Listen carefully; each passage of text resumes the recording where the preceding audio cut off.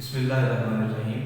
السلام علیکم عزیز طلباء، میں ہوں باسط علی اور آج میں آپ کے سامنے جماعت نحن کی اردو کی شامل نصاب جو کتاب ہے اس کے حصہ غزل کی غزل نمبر 2 کے لیکچر نمبر 3 کے ساتھ حاضر ہوا ہوں۔ جیسا کہ آپ جانتے ہیں کہ گزشتہ 2 لیکچرز جو ہم نے پڑھے ہیں اس کے پہلے لیکچر میں ہم نے شاعر کا تعارف پڑھا اور دوسرے لیکچر میں جو خواجہ حیدر علی آتش کی غزل نمبر 2 ہے اس کے پہلے 2 اشعار کی تشریح پڑھی۔ آج اس تیسرے لیکچر میں ہم جو بقیہ 3 اشعار ہیں یعنی شعر نمبر 3 سے لے کر 5 تک اس کی تشریح کو ایک ایک کر کے پڑھیں گے۔ امید کرتا ہوں آپ نے جو گزشتہ لیکچر تھا جس میں پہلے 2 اشعار کی تشریح ہم نے پڑھی تھی اس کو بغور سن لیا ہوگا اور سمجھ بھی لیا ہوگا۔ عزیز طلباء، غزل کی تشریح کے جو بنیادی نکات ہیں وہ گزشتہ لیکچرز میں آپ کو بتا چکا ہوں، لہٰذا آپ مزید تبدیل باندھے بغیر ہم اس غزل کے شعر نمبر 3 کی طرف بڑھتے ہیں۔ شعر نمبر 3 ہے جو آپ کے سامنے لکھا ہوا ہے: کہوں کیا ہوئی عمر کیوں کر بسر، میں جاگا کیا بخت سویا کیا۔ اب ان دونوں مصروں میں جو مشکل الفاظ ہیں وہ پڑھ لیتے ہیں۔ بسر کرنا کا مطلب ہے گزارنا، عمر گزارنا۔ بخت سونا، بخت کے سونے سے مراد ہے قسمت کا خراب ہونا۔ تو یہ محاورتاً بولا جاتا ہے جب کسی بندے کی قسمت یا مقدر خراب ہو تو لوگ اسے محاورتاً کہہ جاتے ہیں کہ فلاں بندے کا تو نصیب ہی سویا ہوا ہے۔ تو ان دونوں مصروں میں شاعر یہ بتا رہا ہے کہ میں بیان نہیں کر سکتا کہ میری زندگی کس طرح گزری ہے، کن مسائل میں گزری ہے، میرے پاس الفاظ نہیں ہے کہ میں خود تو عمر بھر جاگتا رہا ہوں لیکن میرا نصیب سویا رہا، یعنی بدقسمتی ہی میرا مقدر بنی رہی۔ اب اس کے مفہوم کی طرف بڑھتے ہیں۔ مفہوم بھی آپ کے سامنے لکھا ہوا ہے، اسے بغور سن لیجیے کہ میری تمام عمر کچھ ایسے گزری ہے کہ میں خود تو جاگتا رہا ہوں لیکن میرا نصیب سویا رہا ہے۔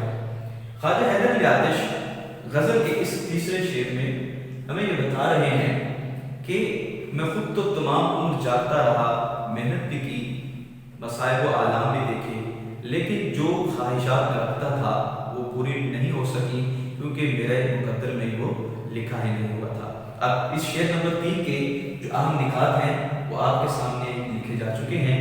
انہی 3 نکات کو جب ایک ایک کر کے آپ پیراگراف میں تشریح کریں گے، بیان کریں گے، وہ آپ کی تشریح بن جائے گی، لہٰذا رٹا لگانے کی آپ کو ضرورت بھی نہیں پڑے گی۔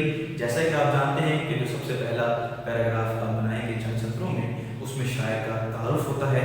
شاعر کا تعارف ہم گزشتہ جو لیکچر ہے اس میں آپ پڑھ چکے ہیں۔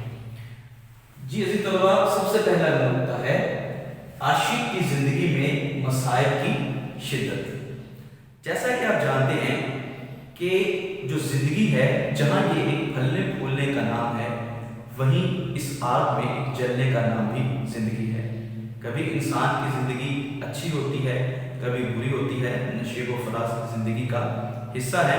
تو شاعر یہ کہہ رہا ہے میں بیان نہیں کر سکتا، میرے پاس وہ الفاظ نہیں ہیں جن میں میں لوگوں کو یہ بتا سکوں کہ میری عمر کیسے بسر ہوئی ہے۔ اتنے مصائب آئے، کبھی دنیا کی طرف سے مصائب ملے، کبھی اپنوں کے، کبھی پرایوں کے، کبھی محبوب کی بے اعتنائی نے میں اتنے زخم پہنچائے ہیں کہ اب میرے بیان سے باہر ہیں کہ میں لوگوں کو بتا سکوں کہ میں نے کتنے مصائب و تکالیف کا سامنا کیا ہے جن کو میں لوگوں کے سامنے بیان کر سکوں۔ میرے پاس اب تو الفاظ کا ذخیرہ بھی ختم ہو گیا ہے کہ میں اپنی ان مصیبتوں کو جن میں میری زندگی گزری ہے لفظوں کے پیرائے میں ڈھال نہیں سکتا۔ دوسرا اس کا نکتہ یہ ہے رت جگہ میں عمر گزرنا۔ رت جگہ کا مطلب ہوتا ہے رات بھر جاگنا۔ عزیز طلباء، کہ شاعر کہتا ہے کہ میری جو زندگی کی راتیں ہیں وہ اکثر و بیشتر جاگتے ہوئے گزری ہیں۔ وہ کیوں گزری ہیں کہ وہ محبوب کے تصور میں رات بھر جاگتے رہتے تھے۔ تو یہی ایک عاشق کی نشانی ہے کہ جب وہ پتہ کرنا چاہتا ہے کہ میں یہ دعویٰ تو کرتا ہوں میں عاشق ہوں، آیا عشق ہوا ہے یا نہیں ہے، تو جب وہ محبوب کے تصور میں رات بھر جاگنا شروع کر دے تو वाकई ही उसको इश्क हो गया है, क्योंकि नींद और इश्क कभी भी इकट्ठे नहीं रह सकते। तो शायद ख्वाजा हैदर अली आतिश इस शेर में यही बयान कर रहे हैं कि उसकी ज़िंदगी जो जाग कर गुजरी है वो कभी महबूब की हंसी यादों में, कभी उससे विसाल की ख्वाहिशें करते हुए, कभी उसका कुर्ब पाते हुए, या कभी उसके हंसी खतो खाल के तस्वुर में सारी की सारी रातें जो हैं वो जाग कर ही गुजरती रही हैं। तीसरा इसका जो नुक्ता है वह है आशिक की बदकिस्मती। अब इसमें जो हमने दूसरे मिसरे में पढ़ा था कि वक्त सोया किया, जिसमें ख्वाजा हैदर अली आतिश ये बयान कर रहे हैं कि वो खुद तो जागते रहे, शायद कहते हैं कि वो खुद तो जागते रहे हैं, लेकिन उसका नसीब या मुकद्दर वो सोया रहा है। होता कुछ यूँ है कि इंसान की जितनी भी ख्वाहिशात हैं वो लामहदूद होती हैं, लामतनाही होती हैं, तो वो ज़िंदगी भर ख्वाहिशात करता रहता है। तो शायद इसमें इस बात का इजहार कर रहे हैं कि मेरी जितनी भी ख्वाहिशात थीं, जितनी भी तमन्नाएँ थीं, मैं अपने आप को बदकिस्मत इसलिए तस्वुर करता हूँ कि हमेशा उन ख्वाहिशात और तमन्नाओं के बरअक्स मेरे साथ होता रहा। किसी चीज़ को हासिल करने की ख्वाहिश रखी तो वो ना मिली, किसी चीज़ के हुसूल की ख्वाहिश रखी तो वो ना मिली, अगर किसी तक पहुँचना चाहता था तो वो मेरा काम भी ना हो सका।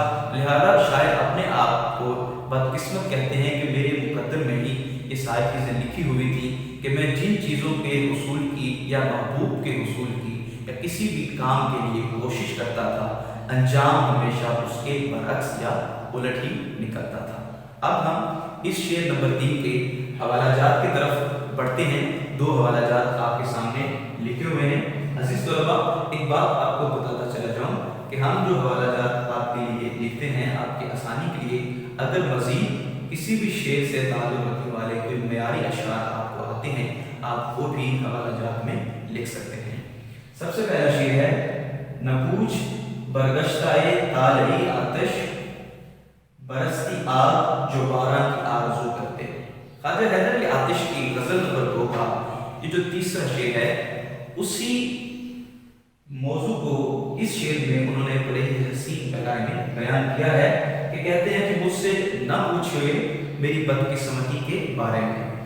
बरगश्ताए ताली का मतलब होता है बदकिस्मती, बुरा नसीब होना, बुरा मुकद्दर होना, कि मुझसे मेरे बुरे मुकद्दर के बारे में आप न पूछिए, मेरे बयान से वो बाहर है, नहीं बयान कर सकता कि मैंने जब भी कभी बारिश की ख्वाहिश की, पानी की ख्वाहिश की, सर्द झोंकों की ख्वाहिश की, बूंदों की ख्वाहिश की, तो हमेशा मुझे मसाइब की आग में ही जलना पड़ा है। दूसरा इसका हवाला में जो आप शेर देख सकते हैं वो ये है, मैंने चांद सितारों की तमन्ना की थी, मुझको रातों की स्याही के सिवा कुछ ना मिला। इस शेर नंबर 3 के जो दूसरे मिसरे में बात हो रही है कि बुरी किस्मत या बदकिस्मती का जो जिक्र हो रहा है, ये शेर उसके साथ बड़ा ही हसीन ताल्लुक रखता है कि शायद बयान करता है कि मैंने जब भी ख्वाहिश की कि जब मैं आसमान की तरफ नजरें अपनी उठाऊं तो मुझे चांद और सितारे नजर आएं ताकि उसकी रोशनी की ठंडक मैं महसूस कर सकूं, लेकिन हुआ उसके हमेशा बरक्स है कि मुझको सिर्फ रात की स्याही और अंधेरे के सिवा कुछ नहीं मिला। तो शायद ने इस शेर में अपनी उसी बदकिस्मती को भी बयान किया है। वही मौजू है जो हम इस गज़ल के शेर नंबर 3 में पढ़ चुके हैं। अजीज तलबा, शेर नंबर 3 की तशरीह हम पढ़ चुके हैं। आप पढ़ते हैं शेर नंबर 4। शेर नंबर 4 कुछ यूं है, रही सब्ज़ बेफिक्र किश्ते सुखन, न जोता किया मैं न बोया किया। शेर को और सुनिए, रही सब्ज़ बेफिक्र किश्ते सुखन, न जोता किया मैं न बोया किया। अब इन दोनों मिसरों में जो मुश्किल अल्फाज हैं उसके मानी भी लिखे जा चुके हैं। किश्ते सुखन, ये आपका मारूफ लफ्ज़ होगा, अल्लामा मोहम्मद इकबाल का एक मशहूर ज़माना शेर है। नहीं है नाउम्मीद इकबाल अपनी किश्ते वीरा से, ज़रा नम हो तो ये मट्टी बड़ी ज़रख़ेज़ है साहब। तो किश्त कहते हैं खेती को, तो शायर कहता है किश्ते सुखन से मुराद है शायरी की खेती। उसके बाद दूसरा लफ्ज़ है जोता किया। जोता किया का मतलब होता है हल चलाना, हल जोतना। बोया किया का मतलब है बीज बोना। अजीज तलबा, शायर ये बता रहा है कि रही सब्ज बेफिक्र किश्ते सुखद। बेफिक्र कहते हैं बगैर सोचो विचार के, फिक्र किए बगैर। न जोता किया मैं न बोया किया, कि यानी जो मेरी शेर व शायरी की खेती है वो हमेशा ही सरसब्ज़ो शादाब रही है। मैंने उसके लिए कोई ख़ास मेहनत करने की कोशिश नहीं की या मेहनत नहीं की है, ये मेरे अंदर एक खुदादाद सलाहियत मौजूद थी। अब इसके मफ़हूम की तरफ बढ़ते हैं कि मेरी शायरी की खेती हमेशा हरी भरी रही है। मुझे किसान की तरह हल चलाने और बीज बोने की मशक्क़त नहीं हुई। ख्वाजा हैदर अली आतिश इस शेर में अगर देखा जाए तो अपनी तारीफ कर रहे हैं फ़ख्र के साथ। जब शायर किसी शेर में अपनी तारीफ करता है तो शायराना इस्तिलाह में उसको ताल्ला कहते हैं, कि जिसमें वो अपनी खूबियाँ बयान करता है। तो शायर इसमें यही बयान कर रहे हैं कि बेफिक्र होकर बगैर किसी कोशिश के, सोचो विचार के, मेहनत किए, मशक्क़त किए बगैर जो मेरी शायरी की खेती है वो हमेशा सरसब्ज़ो शादाब रही है, क्योंकि ये मेरे अंदर एक खुदादाद सलाहियत मौजूद थी। अब इस शेर नंबर 4 के अहम निकात की तरफ आते हैं। सबसे पहला नुक्ता है शायरों की तबीयत में खला। अजीज तलबा, जो इंसान की तबीयतों में इख्तिलाफ होता है ये एक इंसानी फितरत की बात है, जबकि मुज्तहिदीन के नज़दीक जो तबीयत का इख्तिलाफ है वो बाइस रहमत होता है।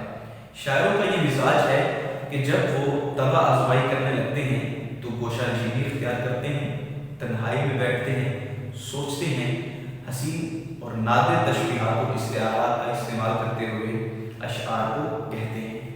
तो जब शायर कोशिश करता है, सोचता भी है, गोशा नशीनी भी इख्तियार करता है, सोचो विचार के बावजूद उसके जहन में वो अल्फाज ना आए जिनसे वो शेर बना सके, तो इसको भी शायराना तबीयत में खला कहते हैं। तो खला हर शायर की तबीयत में मौजूद होता है, लेकिन ख्वाजा हैदर अली आतिश इस शेर में इस बात का इजहार कर रहे हैं कि मेरी तबीयत में खला इसलिए मौजूद नहीं था कि मैंने बगैर कोशिश किए, बगैर मशक्क़त किए शायरी की है, क्योंकि अल्लाह की मुझ पर ये अता थी कि अल्फाज खुद ब खुद मेरे जहन में आते रहते थे और मैं उनको अशआर की सूरत में ढालता रहता था। दूसरा इसका अहम नुक्ता ये है किसान की मेहनत और शायरी का ताल्लुक। ये आप इसमें बयान करेंगे इसी शेर की तशरीह करते हुए कि शायर ख्वाजा हैदर अली आतिश इस शेर में तमसीली अंदाज अपनाते हुए इस बात का इजहार कर रहे हैं कि जब किसान फसल को तैयार करता है तो उसमें हल चलाता है, हल चलाने के बाद ज़मीन का सीना चीरता है, चीरने के बाद उसके अंदर बीज बो देता है, बीज को बोने के बाद वो आसमान की तरफ उम्मीद भरी नजरें लगाता है कि बराने रहमत बरसे और मेरा ये लगाया हुआ बीज एक दरख्त बनकर ज़ाहिर हो जाए। कभी तो उसकी उम्मीद पूरी होती है और कभी नहीं होती, लेकिन ख्वाजा हैदर अली आतिश ने इसमें तमसीली अंदाज अपनाते हुए इस बात का इजहार किया है कि जिस तरह एक किसान को मेहनत करना पड़ती है, पहले ज़मीन तैयार करना पड़ती है, फिर उसमें हल चलाना पड़ता है, फिर बीज बोना पड़ता है, फिर वो इंतज़ार करता है, मौसम की गर्मी सर्दी को देखता है, सख्ती को देखता है कि न जाने कब जाके वो मेरी फसल पक कर तैयार होगी। ख्वाजा हैदर अली आतिश ये बयान करते हैं कि उस किसान की तरह मुझे मशक्क़त या मेहनत करने की ज़रूरत नहीं पड़ी है, इसके बावजूद मेरी जो शायरी की खेती है वो सरसब्ज़ो शादाब और हरी भरी लहलहाती रही है। ये अल्लाह की मुझ पर अता है। तीसरा इसका अहम मुद्दा है शायरी का सबक। अब ख्वाजा हैदर अली आतिश ये बयान कर रहे हैं, इसके तीसरे पैराग्राफ में आप तशरीह में ये बताएंगे कि शायरी का कौन सा सबब है जिसकी वजह से शायर इतने अच्छे अंदाज में मशक्क़त मेहनत किए बगैर तबा आजमाई कर रहा है। शायर इसमें ये बयान कर रहे हैं कि शायरी का जो सबब है कि मैं जब भी गोशा नशीनी इख्तियार करता था तो तस्वुर महबूब को बांध लेता था, کبھی اس کے خد و خال کو اپنی آنکھوں کے سامنے رکھتا، کبھی اس کے ساتھ وصال کے جو قرب کے لمحات ہیں ان کی خواہشات کو دل میں رکھتا تھا۔ بس انہی خواہشات کو، انہی محبوب کی بے اعتنائی کو، کبھی بے وفائی کو، اب کبھی اس کی خوبصورتی کو، ان حسین سوچوں کو میں سوچ کر جب الفاظ میں ڈھالتا تھا تو مجھے محنت کیے بغیر خود بخود ہی اشعار لکھنا آ جاتے تھے۔ یعنی محبوب کا حسن، اس کی یادیں، اس کی خوبصورتی، اس کے حسین خد و خال نے مجھے شاعر بنا دیا ہے۔ ان کے تصورات کو باندھ کر میں جب قلم چلاتا تھا تو میرے سامنے انتہائی خوبصورت شعر بن جایا کرتے تھے۔ عزیز طلباء، اب ہم شعر نمبر 4 کے حوالہ جات کی طرف بڑھتے ہیں، اور یہ حوالہ جات شعر نمبر 4 کے ساتھ بڑا ہی حسین تعلق بھی رکھتے ہیں، اس کو آپ یاد بھی کر لیں۔ ہائے یہ حسن نظر، وائے یہ رانا یہ فن، ہم تو بھوکے ہیں مگر کھیت ہے شاداب اپنا۔ یہ احمد ندیم قاسمی کا انتہائی خوبصورت شعر ہے۔ ہائے اور وائے یہ کلمات ہیں جو افسوس کے طور پر بولے جاتے ہیں یا تکلیف کے طور پر بھی بولے جاتے ہیں۔ اب اس میں یہ بیان کر رہے ہیں کہ ہائے یہ حسن نظر، وائے یہ رانا یہ فن، کہ ہم تو حسن نظر بھی رکھتے ہیں، ہمارے پاس حسن کو دیکھنے والی نظر بھی ہے، رانا یہ فن، اور شعر کہنے کا جو فن ہے وہ خوبصورتی بھی ہمارے پاس موجود ہے۔ ہم تو بھوکے ہیں مگر کھیت ہے شاداب اپنا، حسن نظر ہونے کے باوجود، فن شاعری بھی ہونے کے باوجود، ہم روزگار کی وجہ سے بھوکے تو ضرور ہیں، اس کے باوجود جو شعر و شاعری کا ہمارا کھیت ہے وہ سرسبز و شاداب ہے، شعر ہم کہتے ہیں اور زمانہ ہمیں اس کی داد دیتا ہے۔ دوسرا اس کا شعر ہے، حوالہ میں جو آپ لکھ سکتے ہیں، ستم تو یہ ہے کہ ظاہر سخن شناس نہیں، وہ ایک شخص کے شاعر بنا دیا مجھے۔ شاعر اس میں جس کا اظہار کر رہے ہیں کہ ظلم کو دیکھیے کہ جس کی خاطر ہم نے اتنے حسین الفاظ کو جوڑ کر اشعار لکھے ہیں وہ سخن شناس ہی نہیں ہے، وہ شعر و شاعری کو سمجھنے والا، جاننے والا بھی نہیں ہے، وہ ایک شخص کے شاعر بنا گیا مجھے، جس شخص نے ہمیں شاعر بنا دیا ہے۔ ستم یہ ہے کہ وہ خود ہی سخن شناس نہیں، وہ شعر و شاعری کو نہیں سمجھتا۔ آپ کو چوتھا شعر بھی سمجھ آ چکا ہوگا۔ عزیز طلباء، اب ہم بڑھتے ہیں 5ویں شعر کی تشریح کی طرف، وہ بھی آپ کے سامنے لکھا ہوا ہے۔ برہمن کو باتوں کی حسرت رہی، خدا نے بتوں کو نہ گویا کیا۔ اب ان دونوں حصوں میں جو مشکل الفاظ ہیں ان کے معنی ہم سمجھ لیتے ہیں۔ برہمن ہندوؤں کی ذات ہے، یعنی بت پرست لوگ۔ گویا، گویا کہتے ہیں بولنا، جیسے قوت گویائی، آپ نے یہ الفاظ سنے ہوں گے۔ اور حسرت کہتے ہیں ناتمام خواہش یا تمنا کو۔ اب اس شعر نمبر 5 میں خواجہ حیدر علی آتش اس بات کا اظہار کر رہے ہیں کہ وہ جو ہندوؤں کی سب سے اونچی ذات ہے، جن کو عزت کا درجہ ملتا ہے ہندوؤں میں، جو کہ ذات پات پہ وہ بہت یقین رکھتے ہیں، وہ بت پرست لوگ، ان کی ہمیشہ یہ خواہش رہی ہے کہ جو ہم نے اپنے ہاتھوں سے بتوں کو بنایا ہے، ہم ان سے کلام بھی کر سکیں، ان سے بات بھی کر سکیں۔ لیکن یہ نظام قدرت ہے کہ اللہ نے پتھر کے بنے ہوئے بتوں کو بولنے کی طاقت ہی عطا نہیں کی ہے، تو یہ ان کی ایک حسرت ہے جو کبھی بھی پوری نہیں ہو سکتی۔ اب اس شعر نمبر 5 کے مفہوم کی طرف بڑھتے ہیں۔ مفہوم کچھ یوں ہے کہ برہمن کی یہ حسرت رہی ہے کہ بتوں سے کلام کرے، مگر اللہ نے انہیں بولنے کی صلاحیت نہیں دی۔ برہمن کی یہ حسرت ہے، جو آپ کو بھی تھوڑی دیر پہلے میں نے سمجھا دیا، ان کی یہ حسرت ایک ناتمام خواہش کہ بتوں سے کلام کر سکے، لیکن اللہ نے ان کو بولنے کی طاقت ہی نہیں دی ہے۔ اب شعر نمبر 5 کے جو اہم نکات ہیں وہ بھی آپ کے سامنے لکھے جا چکے ہیں، اور ایک ایک کر کے میں اس کی اب آپ کو تفصیل سمجھا دیتا ہوں، پھر آپ کو تشریح کرنے میں آسانی رہے گی۔ سب سے پہلے لکھا ہوا ہے برہمن کی حسرت کلام۔ برہمن ہندو کی چونکہ ایک ذات ہے، یہ بت پرست لوگ ہیں اور سب سے اونچی ذات ہے۔ اب یہ لوگ یہ حسرت رکھتے ہیں کہ وہ بت، وہ ہمارے خدا جن کو ہم نے اپنے ہاتھوں سے تراشا ہے، اپنے ہاتھوں سے بنایا ہے، کبھی ان سے ہم بات بھی کر سکیں۔ اگر ان کے پاس قوت گویائی ہوتی یا قوت سماعت ہوتی، ہم بولتے، ہم اپنے احوال بتاتے، اپنے دل کی حالت بتاتے یا حاجات اس کے سامنے رکھتے، وہ ہماری حاجات کو سنتا، ہم سے بولتا، ہمارے سارے گلے شکوے سنتا۔ لیکن یہ نظام قدرت ہے کہ ان کی یہ حسرت ہی رہ جائے گی، کبھی پوری نہیں ہو سکتی، کیونکہ اللہ تعالیٰ نے بتوں کو بولنے کی طاقت سے نوازا ہی نہیں ہے۔ تو وہ جو برہمن کی ایک حسرت کلام ہے کہ اپنے ہاتھوں سے جو وہ اپنے خداؤں کو بناتے ہیں ان سے بات کر سکیں، وہ کبھی بھی ان کی یہ خواہش پوری نہیں ہو سکتی، کیوں کہ اللہ نے بتوں کو بولنے کی طاقت ہی نہیں دی ہے۔ اب ہم بڑھتے ہیں اس کے دوسرے نقطے کی طرف، جو ہے شرک کی ممانعت۔